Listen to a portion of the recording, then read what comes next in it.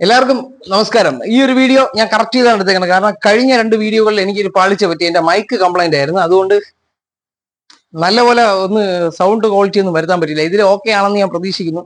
നമ്മൾ ഒരുപാട് കഷ്ടപ്പെട്ടാണ് ഈ വീഡിയോ എടുക്കുന്നത്. വീഡിയോ എടുത്ത് എല്ലാ അവസാനം നോക്കുമ്പോഴത്തേക്ക് ഈ സൗണ്ടിന്റെ പ്രശ്നം വരും. അങ്ങനെ പറ്റിപ്പോയതാണ്. ഇനിയുള്ളതിൽ ശരിയാകും. ഓക്കെ. അപ്പൊ ഒരു PYQ ആണ് ഞാൻ ഇവിടെ പറയുന്നത്. അതിനു മുമ്പ് എനിക്ക് പറയാനുള്ള പ്രധാനപ്പെട്ട കാരണം KS വരെയാണ്. എപ്പം നിങ്ങൾ ഏത് ഡ്രൈവർ പരീക്ഷ ആയിക്കോട്ടെ, LGS ആയിക്കോട്ടെ, +2 ലെവൽ ആയിക്കോട്ടെ, 10th ലെവൽ ആയിക്കോട്ടെ, ഡിഗ്രി ലെവലായി ഏതിന് പഠിക്കുന്നോ അതിന് തൊട്ട് മുമ്പത്തെ എക്സാം നിങ്ങൾ LDക്ക് വേണ്ടി പഠിച്ച LGS കിട്ടും, SIക്ക് വേണ്ടി പഠിച്ച CPO കിട്ടും. ഡിഗ്രി ലെവലിന് വേണ്ടി പഠിച്ചു കഴിഞ്ഞാൽ ഡിഗ്രി ലെവൽ കിട്ടില്ല.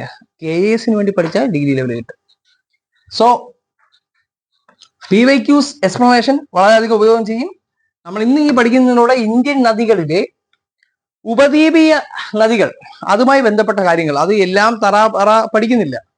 പരീക്ഷയ്ക്ക് ചോദിച്ച് വന്നിട്ടുള്ള ക്വസ്റ്റ്യൻസ് മാത്രം ഡിസ്കസ് ചെയ്തു വരുന്ന ഒരു ക്ലാസ്സാണ്. നമ്മുടെ ഈ PYQ ബുക്കിൽ നിന്നാണ് ഞാൻ എടുത്തിട്ടേക്കുന്നത്. ഇത് നല്ല ബുക്കാണ്. ഇതെല്ലാം PYQs വെച്ച് ഒരുപാട് പഠിച്ചു കയറാൻ പറ്റും. ബംഗാൾ ഉൾക്കടലിൽ ക്വസ്റ്റ്യൻ ഇതാണ്: ബംഗാൾ ഉൾക്കടലിൽ പതിക്കാത്ത നദി ഏത് എന്നാണ് നാം ചോദിച്ചത്. പതിക്കാത്ത നദി കാവേരി, കൃഷ്ണ, താപ്തി, തുംഗഭദ്ര. ഏതാണ് ഉത്തരം? ബംഗാൾ ഉൾക്കടലിൽ പതിക്കാത്ത നദി. ചാടിക്കേറി കാവേരി എഴുതി വെച്ചാൽ തെറ്റിപ്പോയി. ബംഗാൾ ഉൾക്കടലിൽ പതിക്കുന്ന നദിയാണ് കാവേരിയും കൃഷ്ണയും തുംഗഭദ്രയും. തുംഗഭദ്ര എന്ന് പറഞ്ഞാൽ നമ്മൾ പഠിച്ചു, കൃഷ്ണനദിയിലെ ഒരു പോഷക നദി തന്നെയാണ്. ഉത്തരം താപ്തി. ഹിമാലയൻ നദികളെന്നും ഉപദ്വീപിയൻ നദികളെന്നും രണ്ടായിട്ട് വിഭജനമുണ്ട്. ഹിമാലയത്തിൽ നിന്ന് ഉത്ഭവിക്കുന്ന നദികളാണ് ഹിമാലയൻ നദികൾ. ഓക്കെ. അപ്പൊ അതിൽ പ്രധാനപ്പെട്ട ഉപദ്വീപിയൻ നദികൾ ഏതൊക്കെ ചോദിക്കാൻ സാധ്യതയുള്ളത്: നമ്മുടെ മഹാനദി ഗോദാവരി. ഉപദ്വീപൻ നദിയിൽ ഏറ്റവും നീളം കൂടിയ ഗോദാവരി, കാരണം ഗോദാവരിയുടെ നീളം 1465 കിലോമീറ്റർ ആണ്. കൃഷ്ണ, കാവേരി, നർമ്മദ, ഇത്രയാണ് പ്രധാനപ്പെട്ട നദികൾ. അല്ലാതെ ഇനിയുണ്ട്. ഇതില് ഈ കിഴക്കോട്ട് ഒഴുകുന്ന നദികളാണ് മഹാനദിയും ഗോദാവരിയും കൃഷ്ണയും കാവേരിയും. കിഴക്കോട്ട് ഒഴുകിക്കഴിഞ്ഞാൽ, ഇന്ത്യ എടുത്തു കഴിഞ്ഞാൽ, നിങ്ങൾ ഈ ഇന്ത്യ ഭൂപടം എടുത്തു കഴിഞ്ഞാൽ കിഴക്കെന്ന് പറഞ്ഞാൽ ഇങ്ങോട്ടാണ്, വെസ്റ്റ് എന്ന് പറഞ്ഞാൽ ഇങ്ങനെയാണ്. ഇവിടെ അറബിക്കടലും ഇവിടെ ബംഗാൾ ഉൾക്കടലുമാണ്. അപ്പം കിഴക്കോട്ട് ഒഴുകുന്നതെല്ലാം ബംഗാൾ ഉൾക്കടലിൽ പോയി പതിക്കും. ഇവിടെ പതിക്കാത്തത് താപ്തി മാത്രമേ ഉള്ളൂ. താപ്തിയും നർമ്മദയും ഒക്കെ പടിഞ്ഞാറോട്ടാണ് ഒഴുകുന്നത്. ഫ്രംസ താഴ്വര വഴി ഒഴുകുന്ന ഏറ്റവും നീളം കൂടിയ വലിയ നദിയാണ് നർമ്മദ എന്ന് പറയുന്നത്. നർമ്മദയുടെ കിലോമീറ്റർ എന്ന് പറഞ്ഞാൽ 13-12 ആണ്. 1312 കിലോമീറ്റർ ദൂരം. ഒഴുകുന്ന രണ്ടാമത്തെ ഫ്രംസ താഴ്വര വഴി ഒഴുകുന്ന രണ്ടാമത്തെ വലിയ നദി ചോദിച്ചു കഴിഞ്ഞാൽ അത് താപ്തിയാണ്. ഈ ഉപദ്വീപീയ നദികൾക്ക് പ്രധാനമായും വെള്ളം ലഭിക്കുന്നത് മൺസൂൺ മഴകൾ വഴിയാണ്. മൺസൂൺ മഴകൾ. ചോദ്യം എല്ലാം PYQ. സബർമതി, മാഹി, ലൂണി, പിന്നെ താപ്തി, നർമ്മദ, ഇവയൊക്കെയാണ് എങ്ങോട്ട് ഒഴുകുന്നത്? ഈ ഉപദ്വീപീയ നദികളിൽ തിരിച്ച് പടിഞ്ഞാറോട്ട് ഒഴുകുന്നത്. ബാക്കിയെല്ലാം കിഴക്കോട്ട്. വിന്ധ്യ സാത്പുര പർവ്വത നിരകൾക്കിടയിലൂടെ ഒഴുകുന്ന നദി ഏത്? വിന്ധ്യയ്ക്കും സാത്പുരയ്ക്കും ഇടയിൽ കൂടെ ഒഴുകുന്ന നദി ഏത്? അതാണ് നർമ്മദ. നർമ്മദയാണ് വിന്ധ്യ സാത്പുര പർവ്വത നിരകൾക്ക് ഇടയിൽ കൂടി ഒഴുകുന്നത്. സൗരാഷ്ട്ര മേഖലയിലെ വരൾച്ച തടയാൻ വേണ്ടിയിട്ട് പദ്ധതി രൂപീകരിച്ച നദി ഏതാണ്? നർമ്മദയിലാണ്. ഈ സൗരാഷ്ട്ര മേഖലയിലെ വരൾച്ച തടയാൻ വേണ്ടി പദ്ധതി രൂപീകരിച്ച നദി ഏതെന്ന് ചോദിച്ചാൽ അത് നർമ്മദയാണ്. ഓംകാരേശ്വർ ഡാം സ്ഥിതി ചെയ്യുന്ന നർമ്മദയിലാണ്. രേവ എന്നറിയപ്പെടുന്ന നദി, രേവ എന്ന പ്രാചീന കാലത്ത് അറിയപ്പെട്ടിരുന്ന നദി ഏത് എന്ന് ചോദിച്ചു കഴിഞ്ഞാൽ അത് താപ്തിയാണ്. താപ്തിയാണ് രേവ എന്നറിയപ്പെടുന്ന നദി. രേവ. നമ്മൾ പമ്പ പഠിച്ച്, പമ്പ എന്നറിയപ്പെടുന്ന നദി ഏതാണ്? നമ്മൾ പഠിച്ചിരുന്നു. കൃഷ്ണയുടെ ഒരു പോഷക നദിയാണ്. അറിയാവുന്നവരൊന്ന് കമന്റ് ചെയ്യുക. ഗോദാവരിക്കും നർമ്മദയ്ക്കും ഇടയിലൂടെ ഒഴുകുന്ന നദിയാണ് താപ്തി. ഗോദാവരിക്കും നർമ്മദയ്ക്കും ഇടയിലൂടെ ഒഴുകുന്ന നദിയാണ് താപ്തി. വിന്ധ്യ സാത്പുരയ്ക്ക് ഇടയിൽ കൂടെ ഒഴുകുന്നത് നർമ്മദ, 13-12 കിലോമീറ്റർ. സൂററ്റ് പട്ടണം ചുറ്റി ഒഴുകുന്ന നദി ഏതാണ്? സൂറത്തിന്റെ തീരം വരുന്ന നദി താപ്തിയാണ്. താപ്തിയുടെ പോഷക നദികൾ പൂർണ, ഗിർന, ഗോമൈ, അർന, പൻസാര, പേദി. പൂർണ, ഗിർന, ഗോമൈ, അർന, പൻസാര, പേദി. 6 ഏതിന്റെയാണ്? താപ്തിയുടെ ഇതാണ്, പോഷക നദികളാണ്. താപ്തിയിൽ സ്ഥിതി ചെയ്യുന്ന 2 ജലവൈദ്യുത പദ്ധതികൾ പഠിക്കുക. കക്രാപാറയും ഉത്കായിയും. കക്രാപാറ, ഉത്കായി ജലവൈദ്യുത പദ്ധതികൾ സ്ഥിതി ചെയ്യുന്നത് താപ്തിയിലാണ്. ഉപദ്വീപിയൻ ഇന്ത്യയിൽ നദികളെ കുറിച്ചുള്ള ബാക്കി ക്വസ്റ്റ്യൻസ് നോക്കാം. Let's continue the classes. Okay, ഞാൻ ഇവിടെ കോഡ് ഒന്ന് പറയാണ്. ഈ കോഡ് നിങ്ങൾക്ക് വളരെ ഇഷ്ടപ്പെടുമെന്ന് എനിക്കറിയില്ല. ഞാൻ പഠിച്ചു തുടങ്ങിയ സമയത്ത് താപ്തിയിലെ പോഷക നദികൾ പഠിക്കാൻ വേണ്ടി ഞാനായിട്ട് കൊണ്ടുവന്ന ഒരു കോഡാണ്. കോഡിന് ഒരു അർത്ഥവുമില്ല. അപൂർണ ഗോപ പേധി എന്നാണ്. പേധി അല്ല, പേഗി. അപൂർണ ഗോപ പേഗി.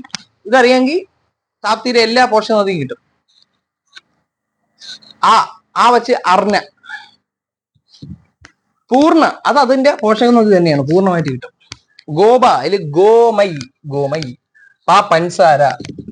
പേധി. ഈ ഗീ ഉണ്ടല്ല, അത് ഗിർണ. അപൂർണ ഗോപ പേഗി. അർണ. പൂർണ്ണ പൂർണ്ണ. അപൂർണ ഗോപ ഗോമൈ പൻസാര പേഗി പേധി ഗി ഗിർണ. അപൂർണ ഗോപ പേഗി. ഓക്കെ.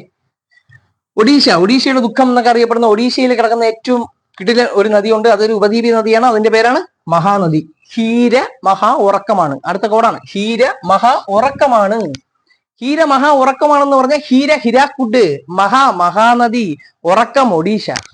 ഹീര എന്ന് പറഞ്ഞ പെൺകുട്ടി ഭയങ്കര ഉറക്കമാണെന്ന് നമ്മൾ പറയുമ്പം ഹീര മഹാ ഉറക്കമാണ്. ഹിരാക്കുഡ് മഹാനദി ഒഡീഷ. ഹിരാക്കുഡ് എന്ന് പറയുന്ന അണക്കെട്ട് സ്ഥിതി ചെയ്യുന്നത് നദിയിലാണ്. അത് സ്ഥിതി ചെയ്യുന്നത് ഒഡീഷയിലാണ്. ഹിരാക്കുഡിന്റെ പ്രത്യേകത എന്താണ്?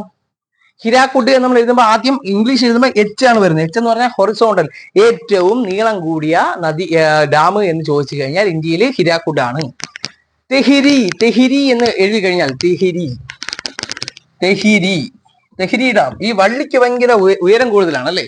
അപ്പൊ ഏറ്റവും ഉയരം കൂടിയ ഡാം ഇന്ത്യയിൽ ഏതെന്ന് ചോദിച്ചാൽ തെഹിരിയാണ്. തെഹിരി ഭഗീരഥി നദിയിലാണ്, ഉത്തരാഖണ്ഡിലാണ്. ഞാൻ പഠിച്ചിട്ടുള്ളത് വെച്ചാൽ തെഹിരി, ഭഗീരഥി, ഉത്തരാഖണ്ഡ് അങ്ങനെയാണ് പഠിക്കുന്നത്. തെഹിരി, ഭഗീരഥി, ഉത്തരാഖണ്ഡ് അങ്ങനെ പഠിച്ചു വെച്ചേക്കണം. ആ ഒരു ഓളത്തിൽ അങ്ങ് പഠിച്ചു പോകും. അടുത്തത് പ്രൈവറ്റൈസ് ചെയ്ത് ആദ്യമായിട്ട് സ്വകാര്യവൽക്കരിക്കപ്പെട്ട നദി ഏത് എന്ന് ചോദിച്ചാൽ ഷിയോനാഥ് ആണ്. ഷിയോനാഥ് സ്ഥിതി ചെയ്യുന്നത് ഛത്തീസ്ഗഡിലാണ്. ഛത്തീസ്ഗഡിനും നമ്മുടെ തെലുങ്കാനയ്ക്കും ഒരു പ്രത്യേകത ഉണ്ട്. ഇന്നേ വരെ എന്താണ്, രാഷ്ട്രപതി ഭരണം ഏർപ്പെടുത്തിയിട്ടില്ലാത്ത സംസ്ഥാനങ്ങളിൽ രണ്ടെണ്ണമാണ് ഈ തെലുങ്കാനയും ഛത്തീസ്ഗഡും. പ്രധാനപ്പെട്ട അവിടെയാണ് ഷിയോനാഥ്. അതാണ് ആദ്യമായിട്ട് പ്രൈവറ്റൈസ് ചെയ്ത നദി.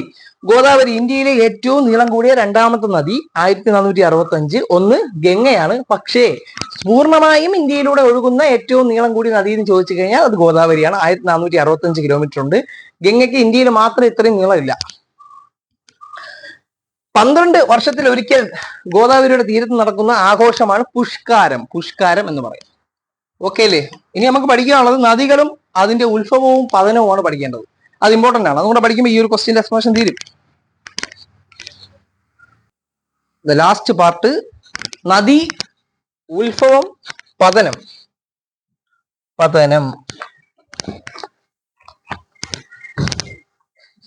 ഓക്കെ. എ അല്ലെങ്കിൽ ബി എ വരും. ഒന്നേ അറബിക്കടലിൽ അല്ലെങ്കിൽ ബേ ഓഫ് ബംഗാൾ ഉൾക്കടലിൽ. ഓക്കെ. സിന്ധു നദി ഉത്ഭവിക്കുന്നത് ബോഗാർചു ഗ്ലേസിയർ, ബോഗാർചു ഹിമാനിയിൽ നിന്നാണ് സിന്ധു നദി ഉത്ഭവിക്കുന്നത്. നേരെ പാകിസ്ഥാനിലോട്ടാണ് ഇത് പോകുന്നത്, ഇന്ത്യയിൽ നിന്ന് ഒഴുകി. അതുകൊണ്ട് അത് പതിക്കുന്നത് എവിടെയായിരിക്കും? അറബിക്കടൽ. ഗംഗാ നദി ഇന്ത്യയിലൂടെ ഒഴുകി വരുന്നത് എവിടെ നിന്നുമാണ് ഉത്ഭവം എന്ന് വെച്ചാൽ ഗംഗാ നദി ഗംഗോത്രിയിൽ നിന്നാണ് ബേ ഓഫ് ബംഗാൾ, നമ്മുടെ ബംഗാൾ ഉൾക്കടലിൽ പതിക്കുന്നു. ബ്രഹ്മപുത്ര ചെമയുങ്ദുങ് ഗ്ലേസിയറിൽ നിന്നും, ഹിമാനിയിൽ നിന്നും നമ്മുടെ ബംഗാൾ ഉൾക്കടലിലേക്ക് പതിക്കുന്നു. താപ്തി നമ്മൾ നേരത്തെ പഠിച്ച 2 ഉത്ഭവം പറഞ്ഞില്ല അല്ലെ?